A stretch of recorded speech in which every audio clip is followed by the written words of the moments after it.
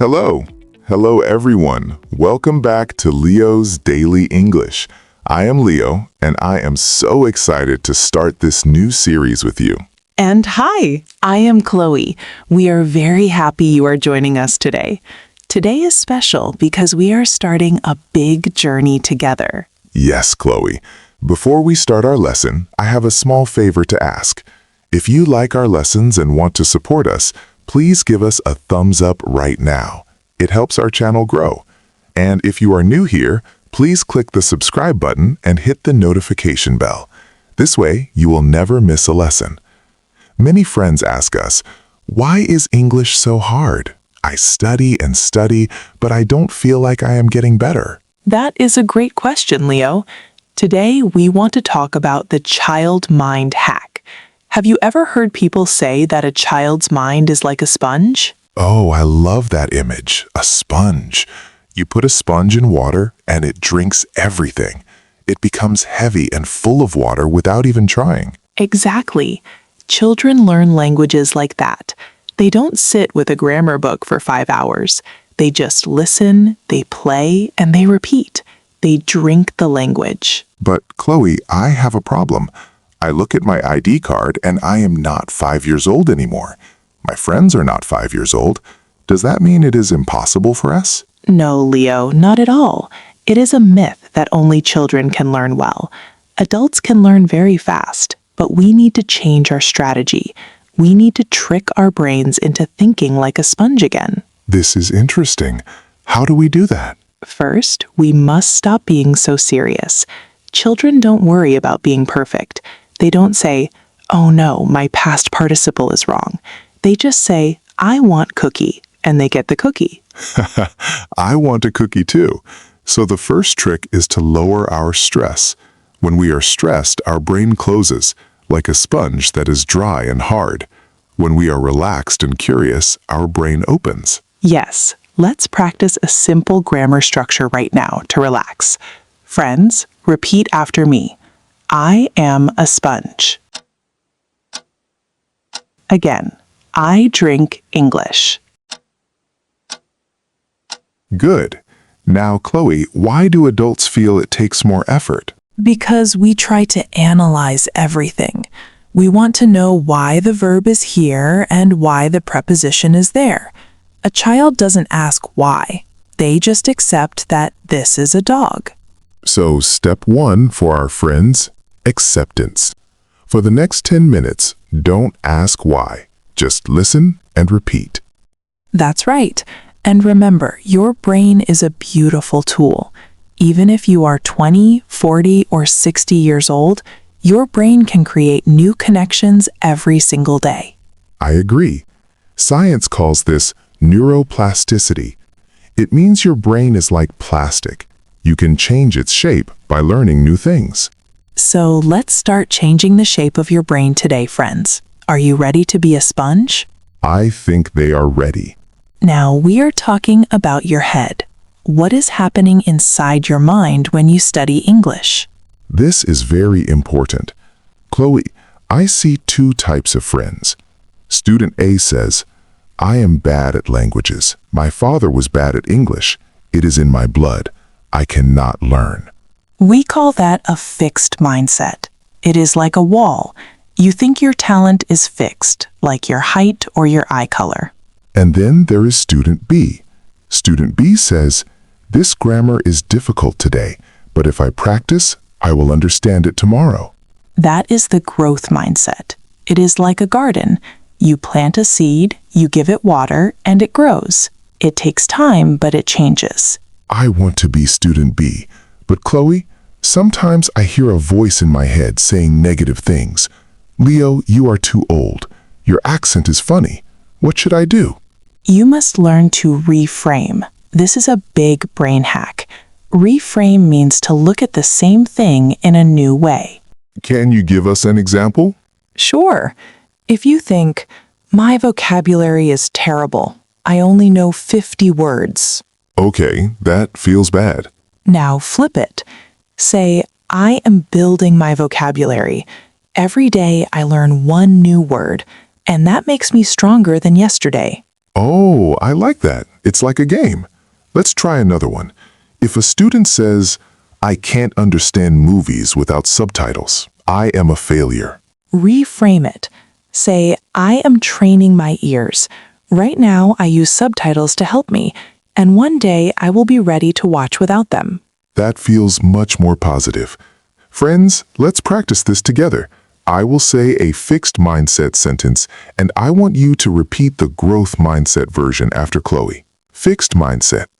I will never speak like a native. Growth mindset. I am improving my speaking every day. Fixed mindset. English grammar is too confusing. Growth mindset. I am learning grammar step by step. Do you feel the difference? Your brain is listening to your voice. If you say you are a failure, your brain believes you. If you say you are learning, your brain helps you. Exactly. Here is a small grammar reminder for our A1 friends. Notice the difference between I am and I will be. I am learning is happening now. I will be fluent is our future goal. Don't forget the now. Be proud of what you are doing now. Leo, I think many people stop learning because they think they must be perfect. Yes, perfection is the enemy of progress. If you wait for perfect English, you will never speak. So, friends, tell yourself it is okay to make mistakes. Mistakes are just proof that you are trying. Excellent. We have our sponge mind ready, and our mindset is positive. Now we need a map. A map? You mean a plan? Yes, many friends say, Leo, I want to be fluent. But fluent is a very big, scary word.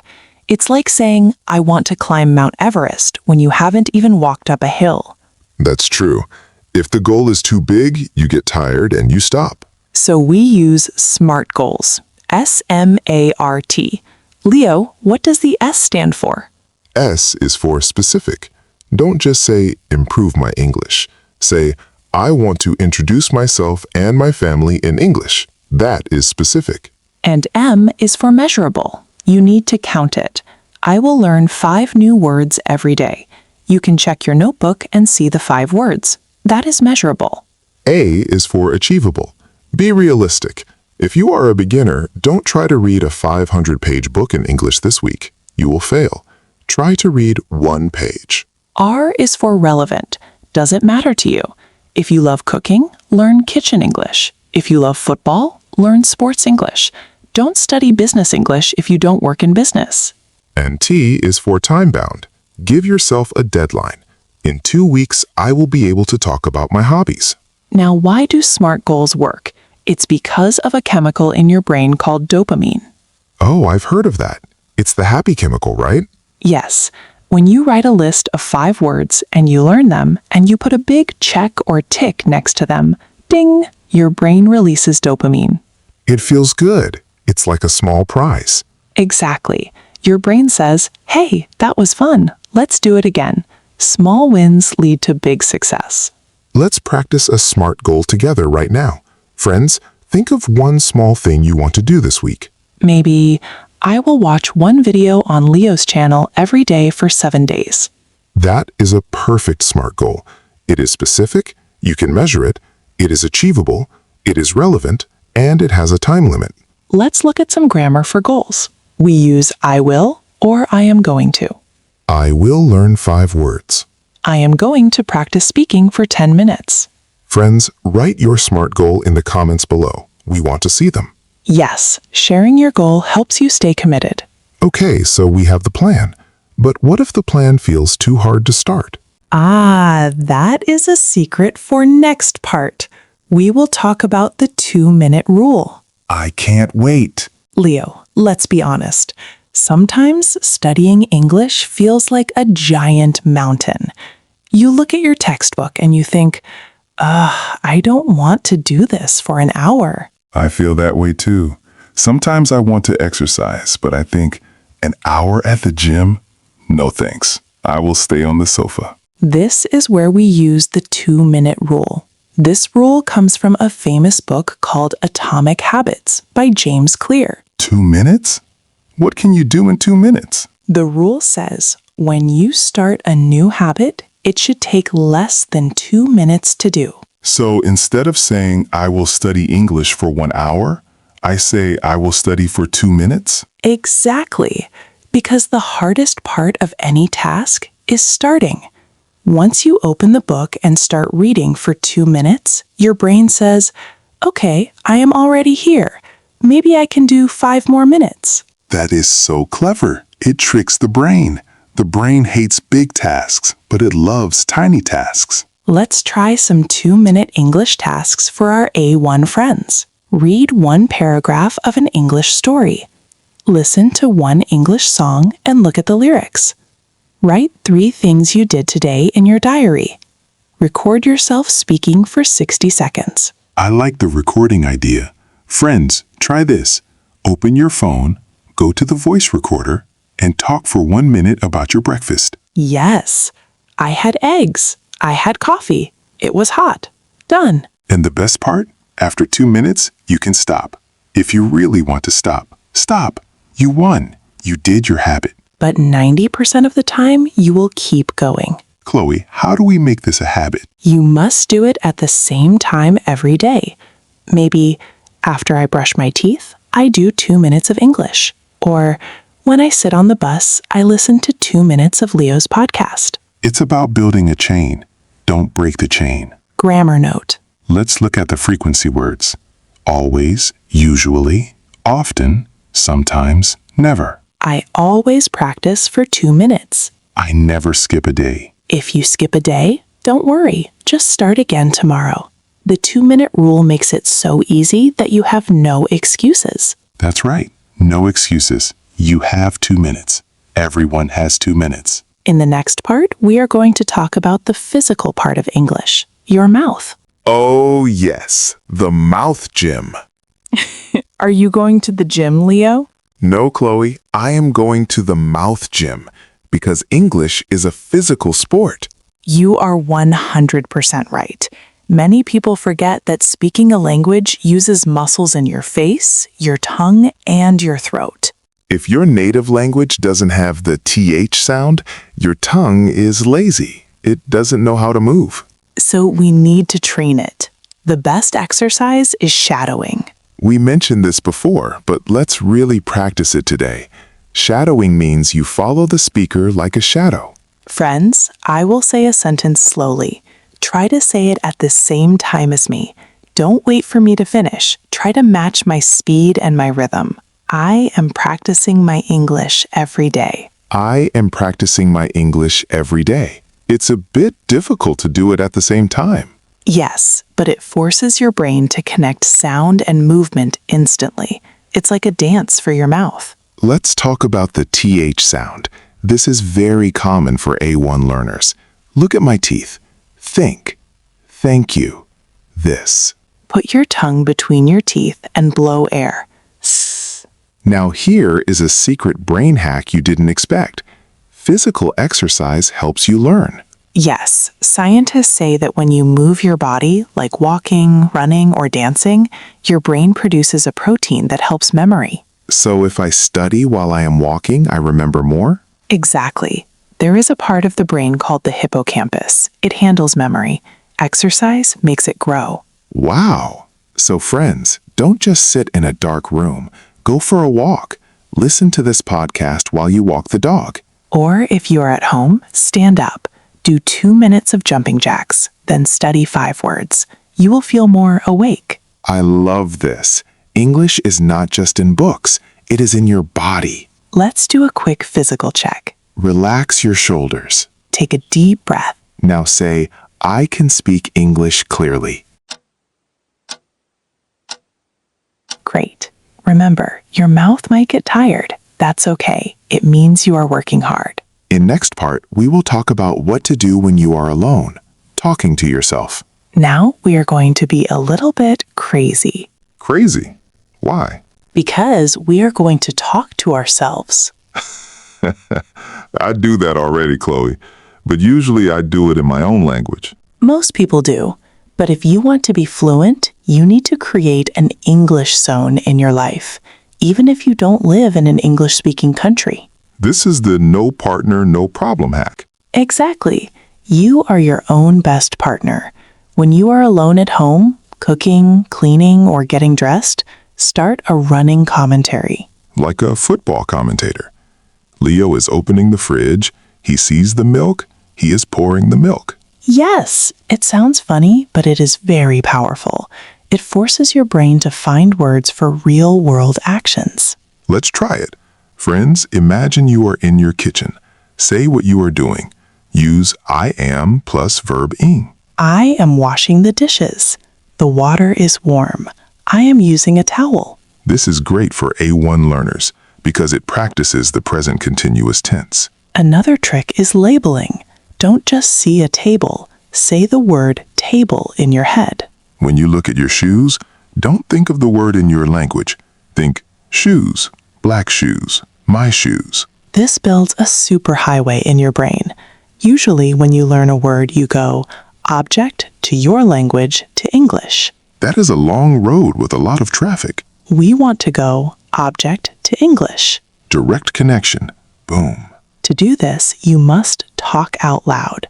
Thinking is good, but speaking out loud is better. It uses your voice and your ears at the same time. What if I don't know the word? Use the words you do know.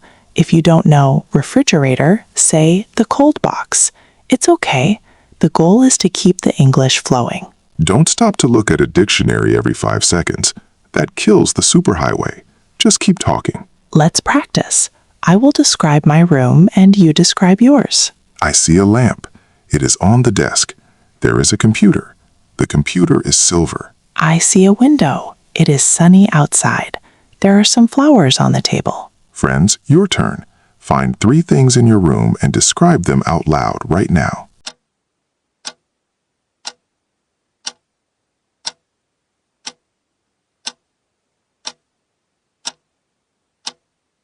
Did you do it? Excellent. You are now speaking more English than 90% of other friends. This is the key to confidence. If you can talk to yourself for 10 minutes, talking to a real person becomes much easier. In our final part, we will bring everything together and talk about celebration. We have talked about sponges, mindsets, SMART goals, 2-minute rules, mouth gems, and talking to yourself. That is a lot of hacks. My brain feels big now. That's the hippocampus growing, Leo. Today, we want to talk about something very special, celebrating your voice. This is important.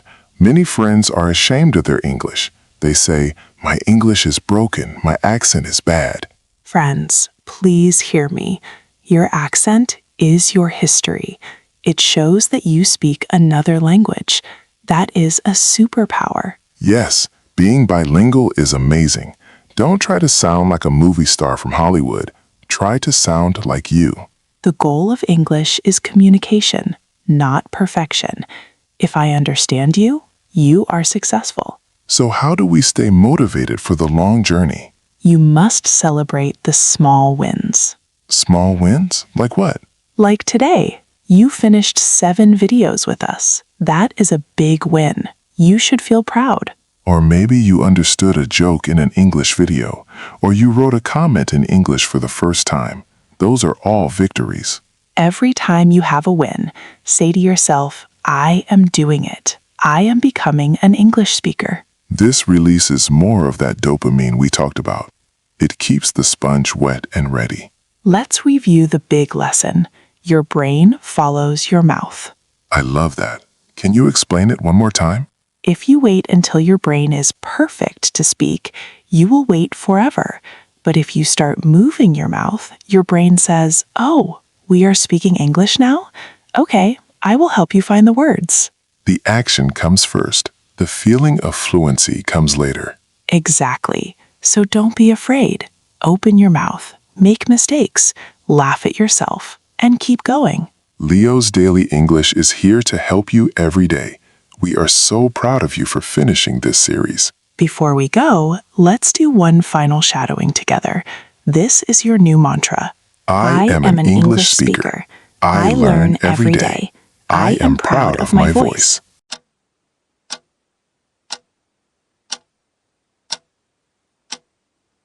Beautiful. Truly beautiful. Thank you everyone for joining us. If you liked this series, please share it with one friend who is also learning. Leave a comment below. Tell us, what was your favorite brain hack? We love reading your stories. Until next time, I am Leo. And I am Chloe. Keep practicing and keep smiling. Bye-bye. See you in the next video.